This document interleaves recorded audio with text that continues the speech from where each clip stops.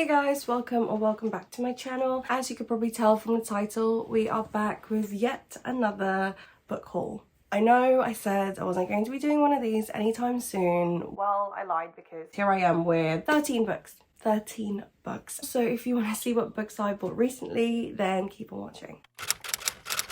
So we're going to start with the 5 books that I picked up from the charity shops. Just a quick disclaimer, I don't think I'll be talking too much about each book in terms of what they're about because it's just guesswork for me right now. But yeah, I don't know too much about most of these books, so forgive me if the descriptions are quite vague. So the first book that I picked up from the charity shops is James Fenimore Cooper's The Last of the Mohicans. This was literally 50p and in such great condition, and it's one of those Penguin classics that I thought both myself and my other half Ben would want to read, and then we'll watch the movie as well because I think I've seen the movie from ages and ages and ages ago. I can't remember, so I thought I would pick this up and then we can share. Next I have I'm Thinking of Ending Things by Ian Reid. It's quite funny because the front of the cover, let me show you. Basically this must be quite an old cover because it literally says soon to be a Netflix film. But yeah, I have seen the trailer for it because I've been toying with whether I should watch that first or read the book first. I didn't want to justify spending $8.99 on a book because I don't know, I feel like I have seen way too many reviews saying that they preferred the movie to the book, which is quite a rare opinion. But now I don't have to think about that because I found one for 50p. I couldn't really explain to you what it's about. I just know it's like really weird because it's this couple, they're going to the man's like parents' house for the weekend or something, and then like just like weird shit happens. So I don't really want to know too much about it either way, and yeah. Okay, next up is a book that did its rounds last year, and it is The Christie Affair by Nina de Gramont. I paid £1.25 for this, and it's in like perfect condition. I actually picked it up because I thought my mother-in-law would like to read it because she also enjoys reading books, and it seems like quite a cozy murder mystery where they use Agatha Christie as a character. Like the main character is Agatha Christie's husband's mistress, and it's that. I don't know if it's meant to be like a thriller or a mystery, I don't know, but again for £1.25 can't really go wrong. So many stickers, including like the Waterstones ones. Next up, I was really surprised to have seen this for £1, but it is Shelley Jackson's Who Have Always Lived in a Castle, and it's in like an immaculate condition. I've seen a couple of people really rave on about this classic. Again, I don't really know what this is about, but I think it gives a bit of a spooky, creepy vibe. I don't know if it's supernatural or if it's just creepy in general, but I could be absolutely wrong. Either way, I am excited to read this. Okay, and the last book that I picked up from a charity shop is Feminists Don't Wear Pink and Other Lies, curated by Scarlett Curtis. I believe this is a collection of short essays written by many amazing women. That's what I was trying to say. Examples: Kat Dennings, Jamila Jamil, Saoirse Ronan, Shelley Jackson, Zoe Sugg, get it girl, Dolly Alderton, literally like just so many. And I cannot wait to read this as one of my non-fiction reads for each month of the year. Okay, I don't know what to go through next. Let's go through the Waterstones ones. Okay, so at Waterstones they had a little like section where they had their books that were on sale. Most of them were like travel books or kids books, so I wasn't really that keen. However, I found 2, well actually I found 3, 1 for Ben and 2 for me.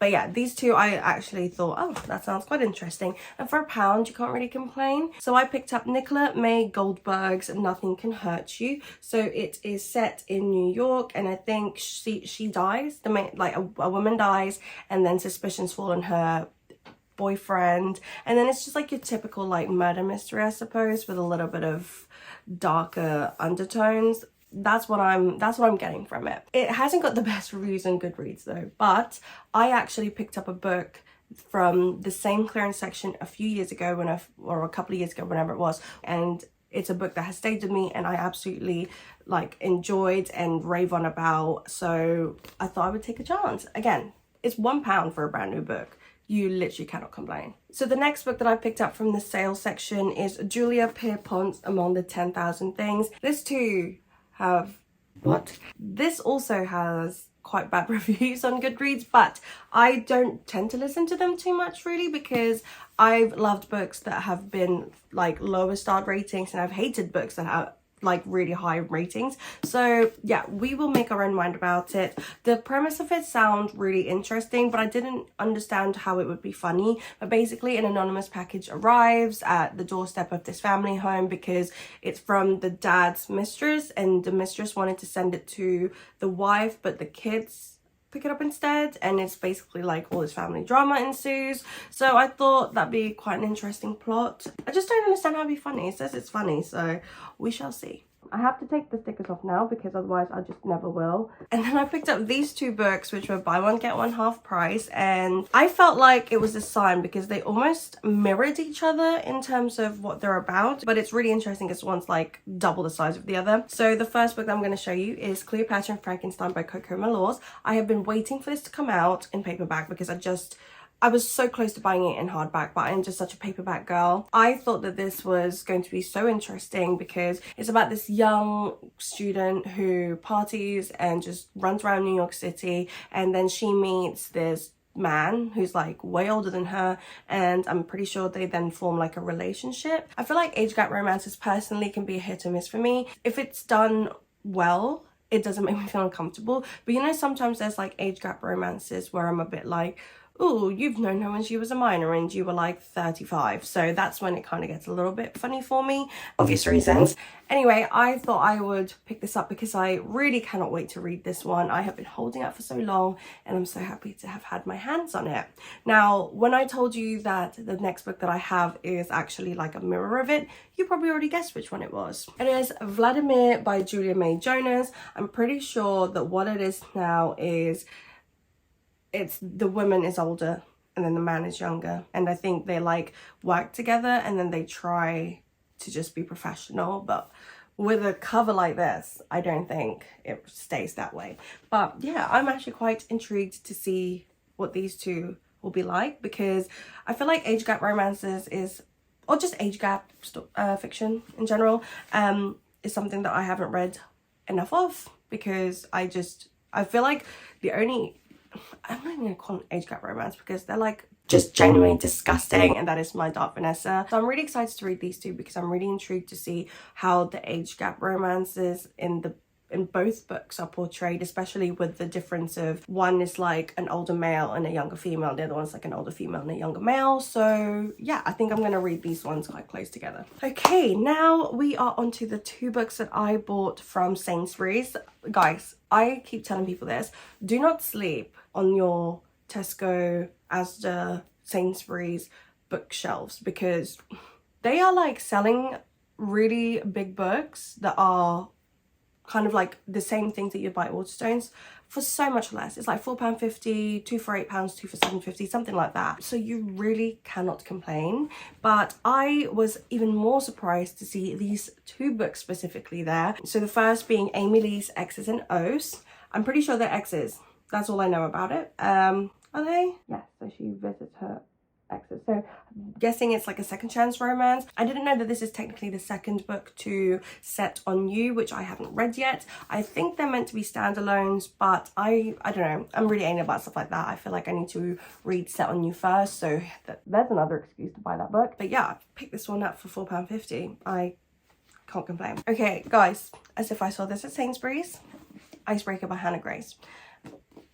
First of all, I was really intrigued to read this because A, it's been on everybody's TBR, and B, because her name's Anastasia, which is also my name. Tasha's like my nickname, but yeah, so my name's Anastasia. And this is like a hockey slash figure skater romance, and it's Grumpy Sunshine, but she's grumpy and he's sunshine, which I actually think is a much more superior version of Grumpy Sunshine. I don't really like when the guy's the grumpy and the girl's like the sunshine, because realistically if a guy's grumpy with me, I'm not going to talk to him anymore. But when the guy's like sunshine, it's kind of cute when the girl's a bit like the grumpy one, you know? Obviously a romance. I've heard it's really spicy, which is really surprising with a cover like this, because a child could pick this up. But yeah, very excited to read this. Okay, and the last two books that I have, I picked up from The Works, because guys, again, don't sleep on the works. Like, I've seen people be like, oh, who goes to the works? People who love bargains, that's who. Because you will find the exact same books at Waterstones, but for like half the price, sometimes even a third of the price. So honestly, check out the works.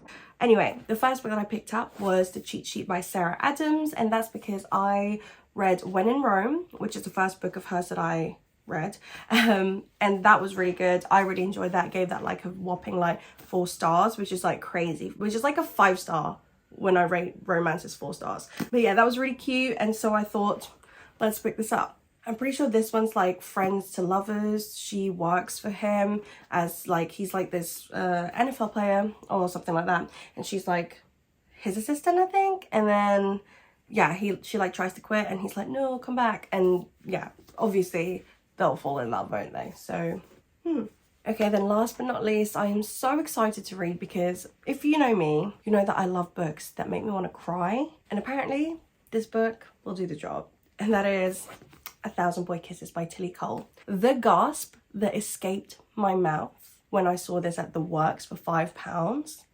was dramatic but deserved. Like, I was actually going to buy this for like £12 on Amazon, but the works just came through and said, how about a £5? And so I'll pick it up. I've seen this everywhere, and everyone has the same consensus of like, this is sad, this is going to rip your heart out, and bet I will read this. I'm pretty sure it's like childhood friends to lovers, but then like something happens because he like moves away, and then when he comes back, then there's like a revelation that like will break your heart. I really don't know too much about it, like most of the books apparently, but you know what, that's how I like to read my books, with the very bare minimum information given to me, just so I know roughly whether I like it or not, and then the journey is just like unexpected.